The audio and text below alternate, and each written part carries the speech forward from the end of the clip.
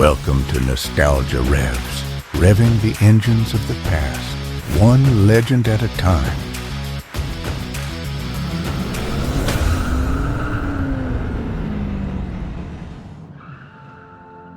By the late 1980s, Bugatti was just a ghost. The legendary French marque had been gone for decades, while Ferrari, Lamborghini and Jaguar fought for supercar dominance. And then a billionaire with crazy vision decided he could bring back Bugatti, not in France, not in Germany, but in a futuristic glass and marble factory in northern Italy. Almost like a palace, built just to create the ultimate supercar. The mission? To resurrect Bugatti with a machine the world will never forget.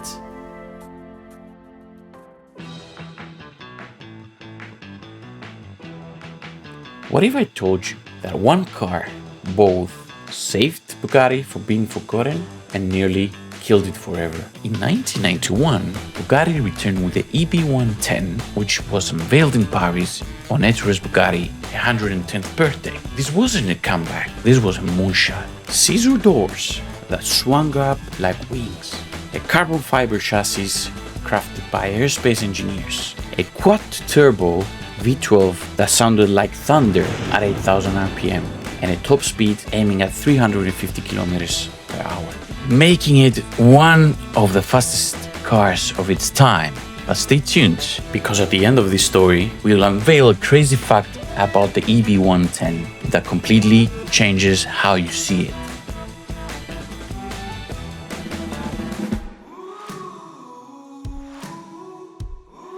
Lift the rear glass and you're staring at a masterpiece. A 3.5-liter V12 with 12 individual throttle bodies. Yes, one for each cylinder. 4 turbochargers pushed it into supercar madness.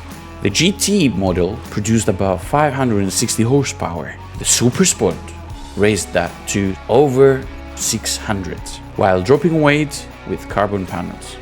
Performance? 0 to 60 in just over 3 seconds. Top speed above 350 kilometers per hour. All managed by a 6-speed manual and a clever all-wheel drive system. Splitting torque 27 to 73, it was also one of the first production cars with carbon fiber monocoque. Built with aerospace expertise from Aerospatiale. Light, rigid, futuristic, it was years ahead of its rivals.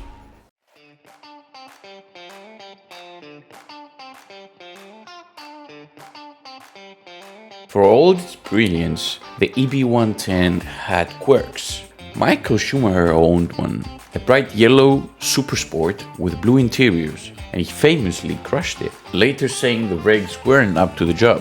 One prototype even ran on methane fuel and still clocked over 340 kilometers per hour. And here's the strangest part.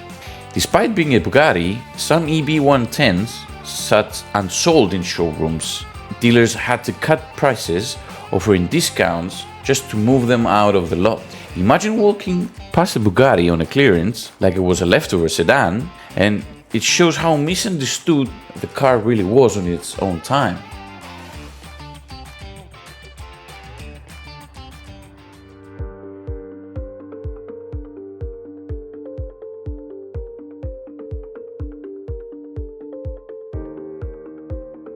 When it launched, the EB110 carried a price tag equivalent to more than $500,000 today. The buyers were royalty, Formula One drivers, and ambitious tech millionaires. But Bugatti wasn't Ferrari with decades of fans or Lamborghini with its outrageous reputation. The EB110 was a stranger at the party, with a price tag too high and the name too unfamiliar.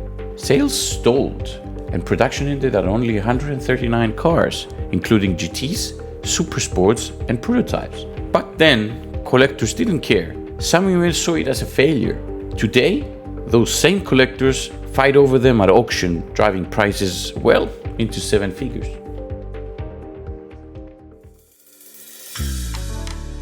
If that blew your mind, drop a like. And if you think cars like this deserve to be remembered, subscribe to Nostalgia Revs. The stories don't stop here.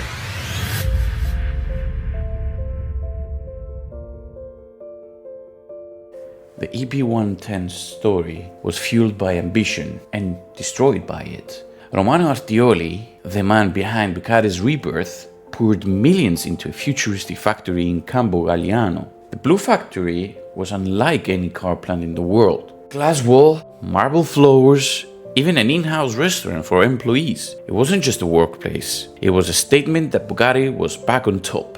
Artioli even bought Lotus and greenlit a Bugatti sedan, the EB112, but then reality hit. The 90s recession crushed supercar sales. Suppliers demanded payments, and by 1995, the dream collapsed. Bugatti declared bankruptcy and the Blue Factory was abandoned. To this day, it stands like a time capsule of a fallen empire.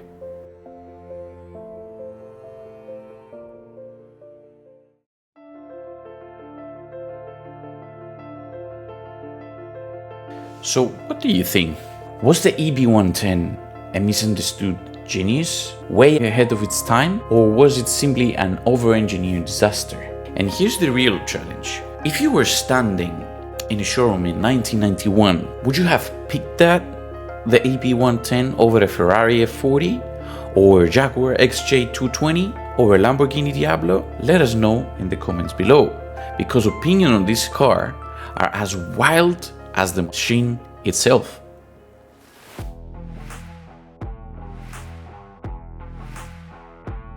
So why do investors chase the EB110 today? Because it's the ultimate recipe for collector gold.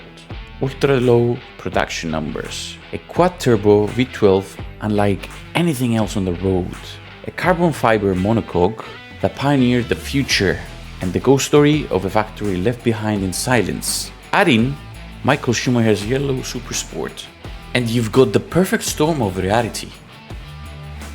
History and drama of owning an EB110 is more than owning a car. It's buying into a legend that was almost lost forever.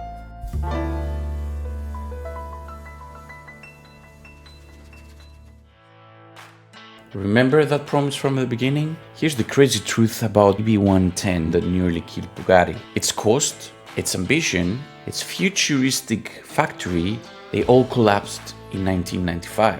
But without it, there will be no Bugatti Veyron, no Chiron, no modern Bugatti empire at all. And let's be honest, when you think of supercars, France is not the first country that comes to mind. It's more like wine, cheese and baguettes than quad-turbo V12 engines. But the EB110 proved that the French badge could still shake the supercar world. It was brilliant, flawed, and too much for its own time, but it lit the fuse for everything that followed. It wasn't just a supercar, it was the spark that saved Bugatti from vanishing forever. If this car gave you chills, you're in the right place. Subscribe to Nostalgia Revs and relive the machines that changed history. One car, one story, one legend at a time. In the next episode of Nostalgia Revs, a car that didn't come from Italy, didn't come from Germany, it came from Japan. Born with aerospace precision, sharpened on Formula One tracks, and fine-tuned by Ayrton Senna himself. And then there was the VTEC Scream. Next time, we dive into the Japanese Densetsu, aka the legend, the Honda NSX. Thanks for watching.